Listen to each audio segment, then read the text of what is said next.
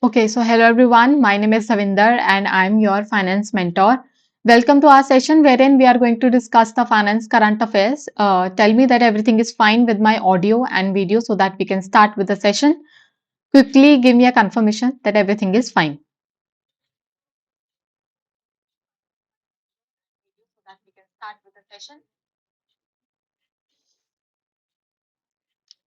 Quickly give me a confirmation. I can't see your comments.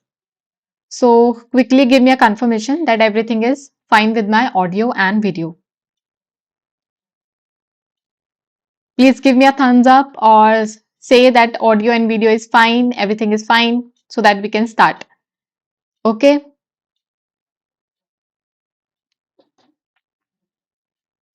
So today we are going to do a very important, we can say, newses for the finance current affair. The first one is your report. This is a report that is being released by the Department of Financial Services under the Ministry of Finance. Right now, this report is very important. This will help you write your descriptive answers. I even have today your descriptive question, and I'll tell you that what kind of question can be asked from this particular report. And the second news is regarding the SEBI's Mutual Fund Classification Framework 2026. They have released this framework while changing the overall mutual fund categorization, and they have simply changed everything. Right now, mutual fund is very important. Again, each and every person, you and me, invest in SIPs or invest in mutual fund as well. Right, so it becomes very important for us to remember the changes that is happening in this particular area, which is very famous by the individuals, by the investors, and for the SEBI as well. Right, I hope everything is fine. Let's begin with our session.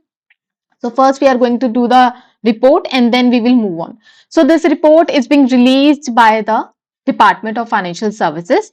This is under Ministry of Finance, and the name of the report is Socio-Economic Impact Analysis of Incentive Scheme for Promotion of RuPay debit card and low value BHIM-UPI transaction. So this particular scheme was given by the government of India to promote the low value transaction between the persons to merchant, right? And that is again used to be done by the UPI or by the RuPay card, right? So the agenda was to promote the low value transaction using the RuPay card or using the UPI application, right? This survey, the report that is being released, the data that is being given in this report is being surveyed by third party agency, that is Ipsos Research Private Limited, with the consultation of NPCI, right? And this was released, this report was released during the occasion of Chintan Shivir 2026. Now, Chintan Shivir is just like your brainstorming session that was done among the ministers and done among the key managerial people at the government level,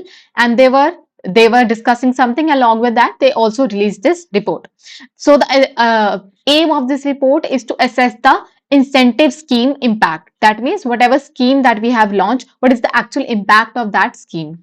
And they have surveyed 15 states and 10,000 respondents accordingly, and the zone areas were north, east, west, east, and northeast.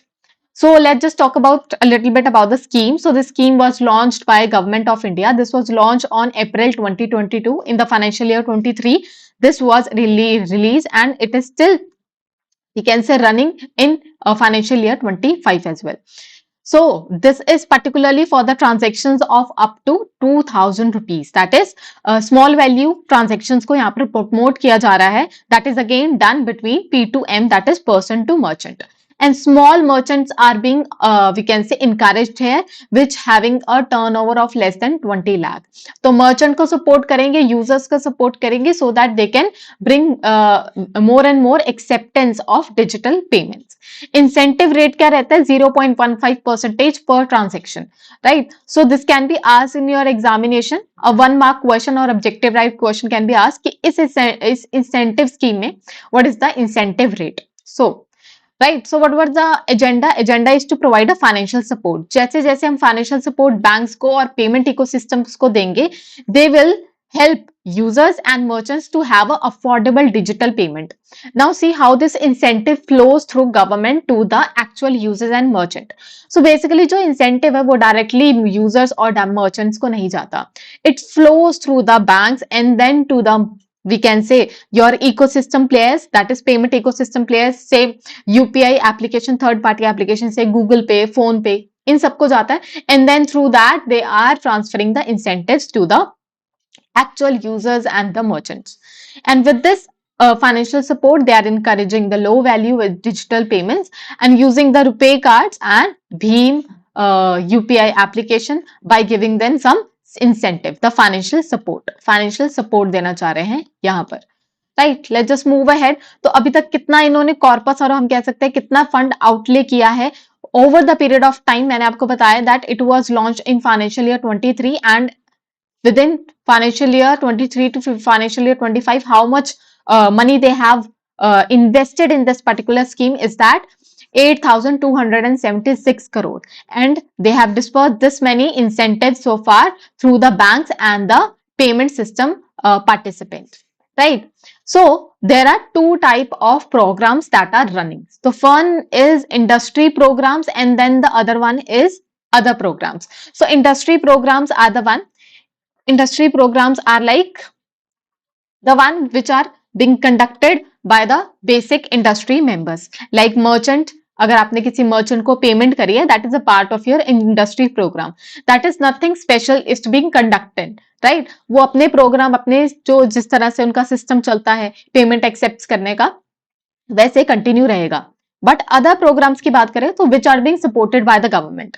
There are certain program under which the digital payments are being we can say accepted, so that is going to come under your other programs. और दोनों ही case में, दोनों ही programs में we need to understand कि सबसे ज्यादा इंसेंटिव किसको गया है.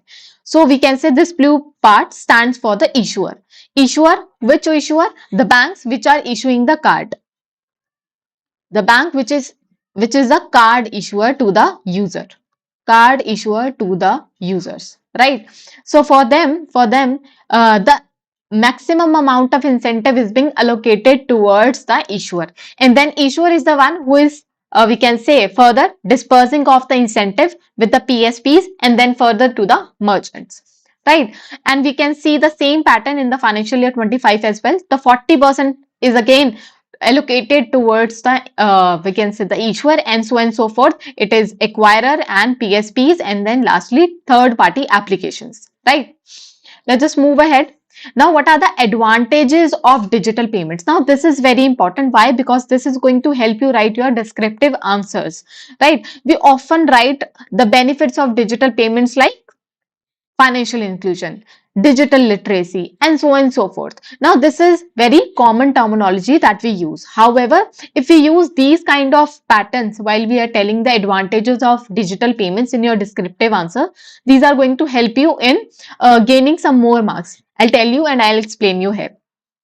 So what are the benefits of digital payments and why the government want to boost it? The first and the foremost benefit is the social benefits. The benefit that is not something about the monetary terms. We cannot judge that benefit based on the monetary terms. So what are the social benefits? The social benefits which include like financial inclusion.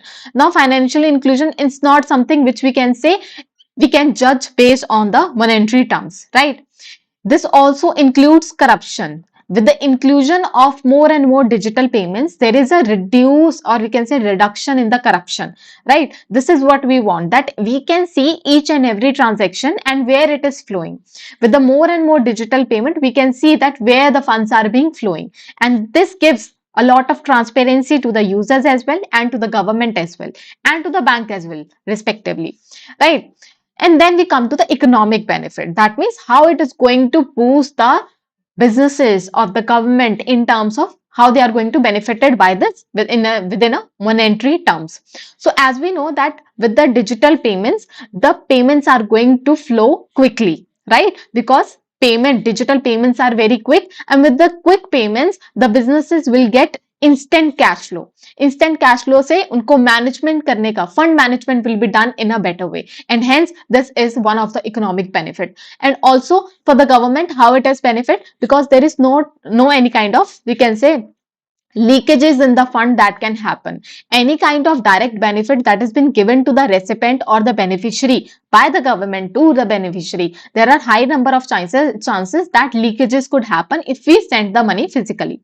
If we transfer the money directly to the person's account through digital payments, there are less number of chances that there is some kind of leakages. So this is also benefit for the government as well. So see, users के लिए भी और government के लिए भी there is a economic benefit.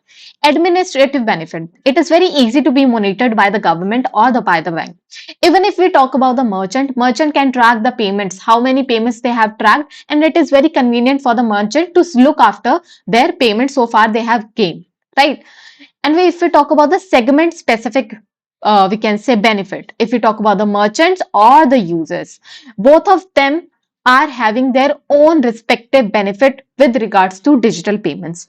Like for the customers, it's like cashback. You get cashbacks. Your payments are quick and very convenient as well. And you do not need to carry the cash. These are the benefits that we are gaining along with the digital payments. If we talk about the merchants, what are kind of benefits that merchants are getting? So for merchants, there is no fake currency. They are not getting any fake currencies because that was the issue that was generally faced by a merchant. What else? There is automation. That means all the things are being automated. You do not have to give change against of the for any kind of transaction that has happened physically. But for the digital payments, the things are very convenient, right? You can track the payment and the payments are also very fast. We have discussed in our previous point as well. Ecosystem wide benefit. तो ecosystem पूरे अगर हम entire financial system को देखें, it is beneficial for the bank. Why? It provides interoperability. ठीक है? They can see, they can gain, or we can say they can receive, they can send money through various platforms, right? Through UPI application as well, through digital banking as well, and so on and so forth. We can say this is providing interoperability, the service of interoperability through various, we can say, services. Apart from that, there is less dependency on cash. That is what we are trying to aim on, that we need to reduce the cash usage. Right, these are the all benefits of digital payments. Let's just move ahead. Now we just talk about the numbers, that how massively our ecosystem have expanded. So we have data here that says that digital transaction have increased nearly 11 times. Okay, 11 times बढ़ चुकी है. Let me see your comments in case you have any comments. Okay, as of now you do not have any comments. Okay, fine. Digital transactions have increased nearly 11 times. That means they have 11 times fold increase as compared to previous, before this scheme, right? UPI accounts for 80% of the digital transactions. So with this, we can say UPI is one of the famous, or we can say one of the core application through which people are more convenient to use their digital transaction. UPI QR code expanded from 9.3 crore to 65.8 crore. So जो UPI QR code जो हम use करते हैं, that have expanded to 9 crore something to 65 crore. What does it tell? It tells that the number of people have increased, क्योंकि each QR code is being associated with each user or say merchant, right? What else? Bank on UPI increased from 216 to 661 banks. That means banks which are somehow related with the UPI or are linked with the UPI application have increased from 200 to 661 in current financial year, that is 2025. Third party have application have also increased from 16 to 38. We have ample amount of options with us wherein through which we can do our digital payments. What is the massive ecosystem expansion? We have already talked about it. 65 users make multiple digital transaction daily. That is more than one transaction they are doing. So how many people are there? Even if there are 100% of people using UPI, 65% of them are using the UPI for making digital payments again through the application. Okay, what does it tell? That they have confidence and trust over the UPI system. What are the main reasons for them? making such payments, instant transfer हो जाता है, and it is very easy to be used. These are the two main reasons that why they are using such digital payment or UPI application. Expansion, we have already discussed that. Let's just move ahead. So 6 benefit जो हैं, जो highlighted हैं for many of the users, that why they use this digital payments, basically through the UPI, right? So first one is the quick payments. I do not need to carry the funds. Enhance security, they find it very secure. I can make the transaction anywhere, which is very important here. And transaction tracking and ease of use. They can track their transaction and it is very easy to be used. Let's just talk about the youth adoption and behavioral shift. So the first one is that 60% of the adoption is among the 18 to 25 age of group. That means that the young people are very much confident about the UPI interface. They are very much confident about the UPI ecosystem. They have trust. That is the reason that 60% of the adoption is only among the people of between the age group of 18 to 25 years. Right, 90% of the users report increased confidence in the digital payments. Right, decline in usage and ATM withdrawal. Now, these are some of the impacts of what we have read so far. Because of the increased, we can say, payments that is being done on the digital payments, there are two main things, or we can say two main impacts that we can see, that is less cash usage and ATM withdrawals. ATM withdrawals भी कम हो गए हैं और cash usage भी कम हो गया है. 74% cite speed as main advantage. ठीक है, speed is the main advantage that why they are shifting to digital, we can say, transactions. And then 52% motivated by the cash incentive, the cashback that you get on your cash digital transaction. That is the main one of the motivation that why people are going for the digital transaction. Merchant के लिए adoption क्यों beneficial है, and that is the survey that they have gain. That's it. 94% of the small merchant accept UPI. 72% satisfied with the digital payments. They are satisfied as well. Along with that, they are accepting as well. 57% report increase in their sale. So this is one of the main reason that they are saying that why merchants are accepting the digital payments.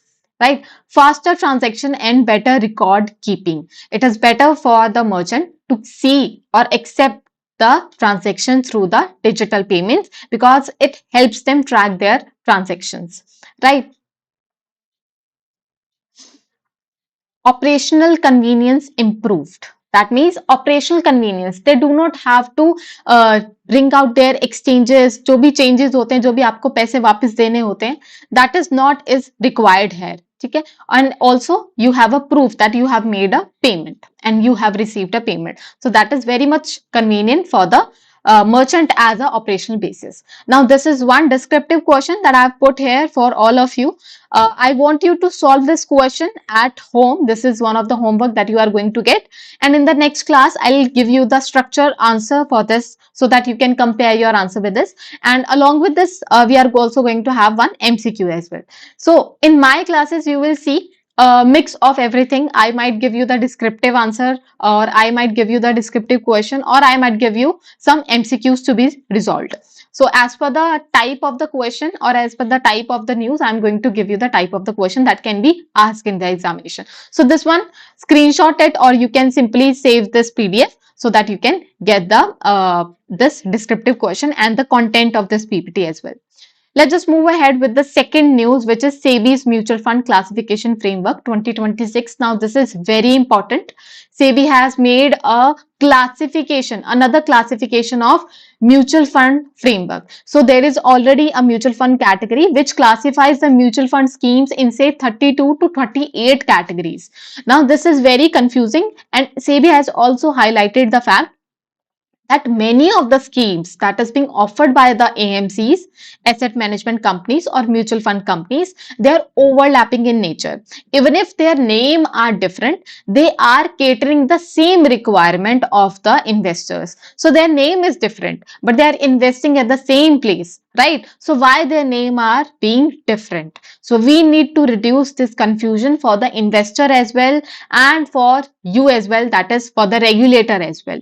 So they have reduced the categories to 32 to 38 to only only 5 categories with this new framework. Now these 5 categories are going to be very important for you. They have included one new category and removed one few categories, right? So this is how you need to remember it, and I'll tell you from where the question can be asked. So SEBI has issued a new set of rules of how the mutual fund schemes in India are now to be classified as I told you that earlier there were many schemes that were overlapping. ठीक है, overlapping थी. However, their names were misleading the investors. That means investors को ऐसा लगता था कि दोनों schemes अलग हैं, but actually they were all same, right? That was creating a lot of confusion. So SEBI wants to make sure that every mutual fund is what its name says. So they have highlighted it as true to label position. I want each and every mutual fund scheme to be true to be label position. That means they are being named as what they are actually offering. So agenda is to remove the confusion among the users, the schemes that are looking alike and misleading schemes are being removed, and then make sure that it is easier for the investors to compare the funds and invest wisely. ठीक है, आगे चलते हैं. Now we will simply come to the changes because these are the one which are very important. So basically now there are only 5 categories of mutual fund. Okay, 5 categories of mutual fund. So first one is equity fund, debt fund, hybrid fund, life cycle fund, and other schemes. And one scheme that they have removed is a solution oriented fund. They have discontinued the scheme. This solution oriented fund होते क्या थे? They used to provide you some kind of solution. Say इनका कुछ example होता था retirement fund या फिर child education fund. Right now they were some of the schemes that were we can say were a category of solution oriented fund, but they have said that we are going to discontinue these because they are providing a lot of confusion to investors. These are also offering the we can say services of hybrid fund, wherein two kind of we can say majority equity or debt is being invested. तो ये जो confusion थी पहले, this has been removed और इन्होंने इसको discontinue करके एक new brand new fund include किया, that is life cycle fund, which is actually catering to the requirement of say retirement fund और चाइल्ड एजुकेशन फंड. ठीक है, तो this has been removed, right. So there are now only 5 categories. Equity funds, I hope आप सबको समझ में आते हैं. Equity funds are the funds which are investing in some companies shares and these are highly risky. Highly risky होते हैं, उनमें high return भी expect करते हैं customers. Debt funds wherein the value are very much stable, they are not volatile in nature and the investors get fixed amount or we can say fixed percentage of return in return of investment. Hybrid fund wherein there are two kinds of investment is being done, which is equity plus debt. Equity कुछ proportion equity में invested होता है, कुछ debt में invested होता है, so that even if equity do not give any return to the investor, they are gaining some return from the debt component of the fund. So they are seeking high return while also keeping some of their investment safe. Life cycle के बारे में हम आगे बढ़ते हैं. Other schemes में देखिए इन्होंने क्या क्या डाल दिया है. पहले पैसिव फंड्स अलग से होते थे, ठीक है, ईटीएफ्स अलग से होते थे, बट इन सबको क्लब करके इन्होंने अदर स्कीम्स कैटेगरी में डाल दिया है, which now is a part of your other schemes, which are these fund of funds, index funds, ETFs. ठीक है, इन सबको इन्होंने किस में डाल दिया? अदर स्कीम्स में डाल दिया in order to remove any kind of confusion. आगे देखते हैं. Let's talk about the life cycle fund feature. This is the most we can say important one that we need to understand here. ठीक है, तो इसकी condition क्या है? पहले तो each AMCs can launch maximum of 6 life cycle funds at a time. 6 life cycle fund at a time, यानी कि एक mutual fund company can give 6 life cycle funds at a particular point of time. So this limit or this cap must be remembered by you and this can be asked. Now the second one is, let's talk about the feature. These are being named as set and forget fund. आप आए, आपने investment किया, आपने set किया that I'm going to, I want my funds to be invested in this particular fund for say 6 years or 7 years or 10 years, right? And these are going to be mature at this particular point of time and slowly throughout the maturity period my fund allocation will transfer from equity to debt. ठीक है, अभी हम detail में बात करेंगे, पर मैंने आपको बता दिया कि मैंने पहले ही जिस दिन मैं इन्वेस्टमेंट करने के लिए बैठी, आई हैव सेट एवरीथिंग, ठीक है, and now automatically throughout the period of its maturity they are going to set it accordingly. ठीक है, तो सब कुछ जो हो गया है ऑटोमेटिकली हो चुका है अब। ठीक है, ग्लाइड पाथ स्ट्रैटेजी हम डिस्कस करते हैं। देखिए इसका जो नाम दिया हुआ है, it is being named as life cycle fund, like the life cycle goes of human being. आप कैसे करते हैं, जैसे कि आप यंग होते हैं, at the young age you have good risk appetite, you take risky avenues, you invest in equities because you seek high return. Now you have that risk appetite in your hand कि हाँ भाई कोई बात नहीं, ज्यादा से ज्यादा क्या ही होगा, पैसे डूब जाएंगे ना, बट मैं कमा लूंगा। Why? Because you have this thing that I'm young now, right? I can take that risk. अभी नहीं रिस्क लूंगा तो कब लूंगा? So as you think being a human being, this fund also behaves like a human being. When you are at a very young age, this fund is at a very young age, at that point of your time you are investing huge fund allocation to the equity part, and then the rest of is being allocated to the debt proportion, right? So as the maturity achieves, or at the maturity comes sooner of this particular fund, the debt proportion increases and the equity proportion becomes less. Let's just understand this. Suppose I am 25-year-old and I have just invested for say 5 years of tenure के लिए मैंने एक particular fund में invest किया है। I said कि because I am young right now, I am going to invest my money, say equity में proportion में इतना डालूंगी, and in debt I will have this much of proportion of funds. ठीक है, से 80 एंड 20 का मैंने प्रपोर्शन रखा है। As my maturity reached this 5 years of tenure, my fund allocation towards that would increase to say 60% or 70%, and remaining will be given to equity, that is 30%. So as maturity comes, as the life cycle of the fund comes closer to the maturity, the fund automatically shifted from equity to debt. Right, now this is what they are trying to do here, right? So there is a glide path. In early years the high equity exposure would be there, and as maturity years come sooner, the gradual shift would be there towards the debt and to the safer assets, and equity में अपने आप ही proportion कम हो जाएगा। Targeted maturity है, यानी कि minimum maturity 5 साल तक की है और maximum कितनी है, 30 years तक की है, right?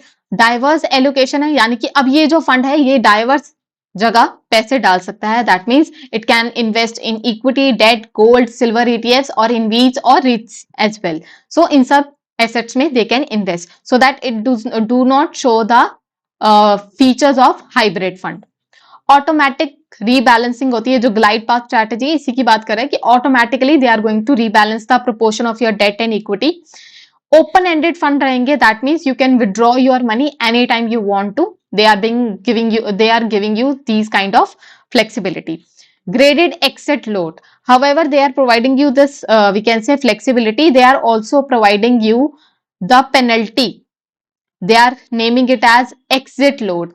देखिए 5 साल का टेन्योर था, 5 साल का टेन्योर था, पर आपने पहले साल में ही you have withdrawn all of your money or all of your investment. Now this does not show, first your financial discipline नहीं है, आप long term investment नहीं कर रहे हैं, because these funds are for what, long term investment, and you are not doing that, and these two are the main reasons, right?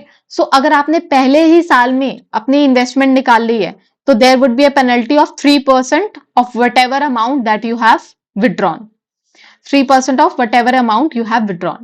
ठीक है, so that is a kind of penalty for withdrawing your money early from the fund, right? And then 2% is for the second year, 1% for the third year, and after that in the fourth year, so that just take an example, in the fourth year you have taken out your money, then for that period you do not have to give any kind of penalty. Now these are some of the features of the life cycle fund which is being newly introduced by the SEBI, and this has to be remembered by you. These features are very important, right? Now there is other changes as well, that is stricter overlap rules for the sector and thematic funds. Earlier both of them were treated as same, ठीक है, sector और thematic funds generally investors को भी same ही लगते हैं, but now they are saying कि for sectoral and thematic equity categories no more than 50% of the portfolio can be overlap with other equity funds, equity schemes. Now मैंने आपसे पहले भी इस बारे में बात करी थी, क्या कि मैंने आपको बोला कि सेक्टर और थीमेटिक फंड्स में ज्यादा कोई डिफरेंस है नहीं, इन्वेस्टर्स को भी इनमें फर्क नहीं नजर आता।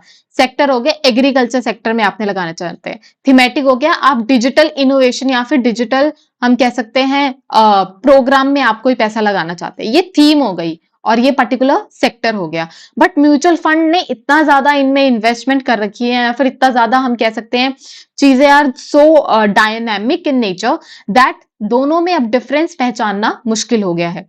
And what SEBI have said, कह रहे हैं कि अगर दोनों ने सेम ही तरह के शेयर्स पर पैसा लगाया हुआ है तो then both are same and we need to stop this overlapping जहां पर वो एक्चुअली इन्वेस्ट कर रहे हैं, and that is where we need to stop that they can not be overlapping of more than 50% of their portfolio. यानी कि अगर मान लीजिए सेक्टर का और थीमेटिक का क्या है पोर्टफोलियो है, दोनों के portfolio can not overlap more than 50% or it should be less than 50%. This is the whole agenda कि अगर वो ओवरलैप ही नहीं करेंगे so their overall thematic और sectoral theme भी वो दोनों अलग होंगी automatically because they both are investing differently और उनमें अगर ओवरलैपिंग है भी तो it is less than 50%. तो टाइमलाइन क्या है to comply with this rule? 3 years है उनके पास और इसके साथ साथ they also have to follow the transparency rule, that is mutual fund companies need to show this portfolio data or portfolio overlap data on their website monthly, right? This is the another requirement that is being given by SEBI. Then minimum 80% rule of equity, that means if I say that this is equity fund, okay, मैंने आपको कहा this is equity fund, if you invest in this fund you will get high return, however there would be high risk as well. So you invest in that, and earlier the minimum requirement for all the shares to be equity in this was 65% only, ठीक है, यानी कि उसमें से 65% minimum किसका रहता है, equity का रहता है, and the rest is of debt. SEBI says कि ये इक्विटी फंड है but there is still a large proportion of debt in equity funds, and this is what we need to remove, that if it is being said that it is an equity fund then the larger proportion should be associated with the equity only. So now the rule have been changed, they have said the 65% minimum rule nahi rahega. Now if we have said that this is an equity fund then minimum 80% of the fund must be allocated towards the equity shares only and not towards the debt. So the remaining 20% which is now is very less will be towards the debt proportion, right? Okay, so this is what is being said here. I hope you understand. Now this 80% rule is going to be applicable on different circumstances क्योंकि हमारी जो mutual fund categories है they are investing in various kind of companies, say large cap, mid cap, है ना, small cap है, तो ये जो कैपिटलाइजेशन है फंड्स का based on that the equity is going to be allocated. Say for the large cap fund में अगर आप लगा रहे हैं, आपकी mutual fund scheme is allocating in the large cap fund, then 80% should be your minimum equity allocation. If it is a mid cap fund, ठीक है, mid capitalisation है fund, then 65% should be allocated towards the equity. If it is a small fund, then 65% है, flexi cap fund है, then again 65% है।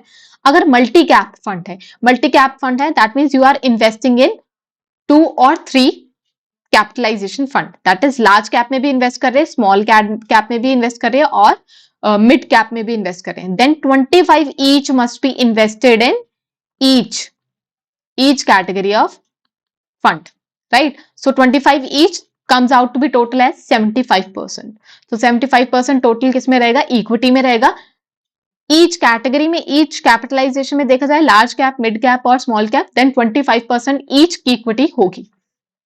अगर सिर्फ 2 हैं, large and mid cap में इन्वेस्ट कर रहा है आपका mutual fund scheme, then 35 each 35% comes out to be 70%, ठीक है। So this is the we can say the allocation picture, and you have to remember it. Yes, from this the question can be asked. 80% equity rule, objective type question आ सकता है. Then 80% जिसमें mandatory ही है कि 80% equity आपको mandatory maintain करनी ही करनी है. So what are these funds? These are dividend yield funds, value funds, contra funds, focus fund, ELSS funds. Okay, let's just move ahead. One last change that they have made as per this framework was value and contra fund. Value funds and contra funds. Contra funds which go against the value, against the market structure or market move, or value which go along with the market move. Do not worry about these two terminologies. We can talk about it somewhere later, but our agenda of today's class is to understand this framework. तो basically होता क्या है कि कोई भी एक mutual fund company दोनों यानी कि वैल्यू और कॉन्ट्रा फंड एक साथ नहीं दे सकती, because they are completely different. As you can see, one is going against the market and one is going along with the market. ठीक है, इनकी जो प्राइसेस मूवमेंट होती है इसके साथ होती है और कुछ उसके अगेंस्ट आती है. ठीक है, तो अब एक म्यूचुअल फंड कंपनी एक ही तरह का फंड प्रोवाइड करवा सकती है, वैल्यू फंड और either contra fund. You understand it? But they can not provide both the categories because they are both different. Now, they are saying that now AMCs can offer both the categories, but there is a condition. Condition is portfolio overlap between them must not be exceeding 50%, because one fund cannot be value or contra at the same time. ठीक है, but अगर 50% overlapping ना हो और उससे कम हो overlapping, ठीक है, then it can be done by the AMC, that is by the mutual fund company. So we have to ensure that both the funds are genuinely different, right? So there is one last MCQ question. I want you all to solve this for me. Okay. Yes, I'll give you this PDF. Don't worry, you will get that at the Telegram group. And till then, you can answer me with this question. I'll give you this PDF. Don't worry, you will get that at the Telegram.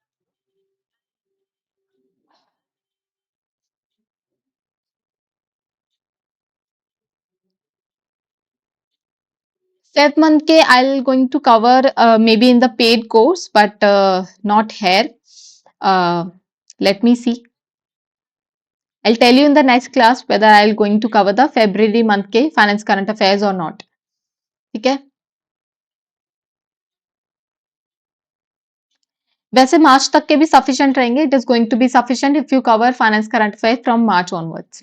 That is also fine. Okay. Good Manish, good Daisy. So yes, B is the right answer. Okay. Multi cap में C. Multi cap funds में no, the answer is wrong. B is not the right answer. Multi cap fund में the minimum allocation requirement for the multi cap मतलब कि आपने एक से ज्यादा cap fund में इन्वेस्ट किया, that is large cap, mid cap and small cap, right? For these kind of, we can say, multi cap funds, 25% must be allocated to each kind of cap, right? So 25 each in large, mid and small cap comes out to be 70% as per the structure, right? So in this case, C is the right answer. Okay, so with this, we are done with the session. I hope you have liked the session. In case you have any doubt with regards to this today's class, I'm going to answer you in the comment section only. In case you want me to cover any particular topic, ma'am, ye samajh mein nahi aa raha, can you cover this, or you can give me any kind of request. I'll also consider that fact into consideration as well. In case you have any kind of feedback to my class, I can also welcome that as well. And with this, we are ending our session. I hope you like the session. And if you want other aspirants to get benefited by this useful, or we can say good sessions, then you can share these sessions to other aspirants as well. With this, we are ending our session. Best of luck, everyone. Take care of yourself and take care of your good health. Okay.